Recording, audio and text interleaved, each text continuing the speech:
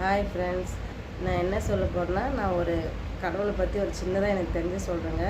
ஒரு கிராமத்தில் வந்து ஒரு அம்மா இருந்தாங்க. அந்த அம்மா வந்து ரொம்ப கடவுள் பக்தி ரொம்ப நிறைஞ்சவங்க. எப்போ பாரு கடவுள் கடவுள் சாமி சாமி சாமின்னு கோவிலுக்கு தான் போவாங்க. ஸோ அப்படி போகிறப்போ வந்து ஒரு நாள் வந்து அவங்க தவறி ஏரியில் விழுந்துட்டாங்க. பார்த்தா ஐயோ கடவுளே என்னை காப்பாற்று காப்பாற்றுன்னு அவர் கடவுளை கூப்பிட்டாங்க. அப்போ அந்த வழியாக ஒரு ஆள் வந்தாங்க. அம்மா வாங்க நான் உங்களை காப்பாற்றுறேன் வாம்மான்னு பார்த்தா அந்த அம்மா என்ன சொன்னாங்க, நீ என்னை காப்பாற்ற வேணாம், நான் வந்து கடவுள் மேலே உயிரே வச்சுருக்கேன், அந்த கடவுள் என்னை காப்பாற்றுவார், நீ போன்னு சொல்லிட்டாங்க. அவரும் போயிட்டார். ரெண்டாவது ஒரு ஆள் வந்தார். அம்மா வாங்க நான் உன்னை காப்பாற்றுறேன்னு சொன்னாங்க. இல்லை இல்லை நான் கும்பிட்ற சாமி வந்து என்னை காப்பாற்றும், ஏன்னா நான் கடவுள் மேலே உயிரே வச்சுருக்கேன், என்னை கடவுள் கைவிட மாட்டார் அப்படின்றது அந்த ஆளும் போயிட்டாங்க. மூணாவது ஒரு ஆள் வந்தாங்க.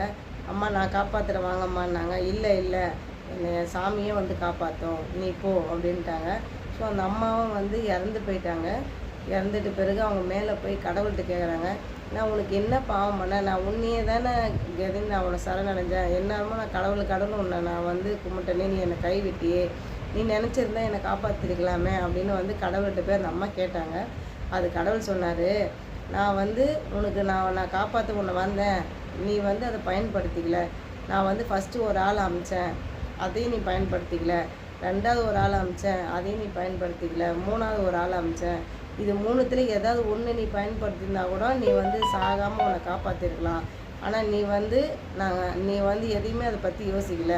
கடவுள் வந்து வழி காட்டி தான் கொடுப்பாரு, ஊட்டிமா விட முடியும், நான் வந்து காமிச்சு தான் கொடுப்பேன், அதை பயன்படுத்திக்கிறதும் பயன்படுத்திக்கிறதும் உங்ககிட்ட தான் இருக்குது அப்படின்ட்டு கடவுள் சொன்னார். இதுலேருந்து உங்களுக்கு என்னங்க புரியுது? கடவுள் வந்து நம்மளுக்கு வழி தாங்க காமிப்பார், அதை பயன்படுத்திக்கிறதும் நம்மக்கிட்ட தாங்க இருக்குது. அதனால் கடவுளை குறை சொல்லிட்டு விட்டுட்டு நம்ம வந்து முயற்சி எடுத்தால் தாங்க நடக்கும்.